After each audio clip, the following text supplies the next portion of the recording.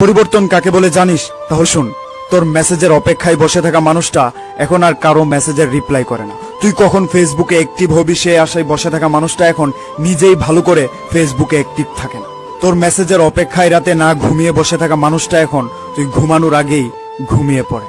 Message পাওয়ার পরে সাথে সাথে রিপ্লাই দেওয়া মানুষটা এখন মেসেজ পাওয়ার পরেও রিপ্লাই দেওয়ার আগ্রহটা হারিয়ে ফেলেছে।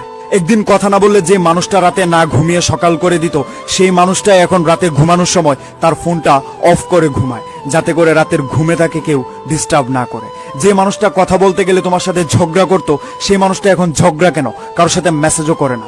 যে মানুষটা পৃথিবীতে সবচেয়ে বেশি তোমাকে মূল্য দিত, সেই মানুষটা এখন তুমি কেন পৃথিবীর কাউকে মূল্যায়ন করে না। দুঃখ সুখ সবার জীবনে থাকে, কেউ প্রকাশ করে কেউ করে না। তবে হ্যাঁ, আমি প্রকাশ করি। তার মানে এইটা নয় তোর প্রতি এটা আমার দুর্বলতা। একটা কথা মনে রাখবে, এটা তোর প্রতি আমার আবেগ কমে যাওয়ার আগাম বার্তা। কোনো একজন জ্ঞানী লোক বলেছিল যে অতীত থেকে কিছু শিখো, তাহলে জীবনে অনেক কিছু করতে পারবে। তবে ওই ভদ্রলোক এইটা বলেনি যে অতীত নিয়ে আঁকড়ে থেকো না। আমার জীবনের সবচেয়ে বড় ভুল ছিল তোর অতীত নিয়ে আঁকড়ে থাকা। তবে আমি দেরি হলেও এটা বুঝতে পেরেছি তুই আমার জন্য ছিলি না। ভালো থাক দূরে। Good bye.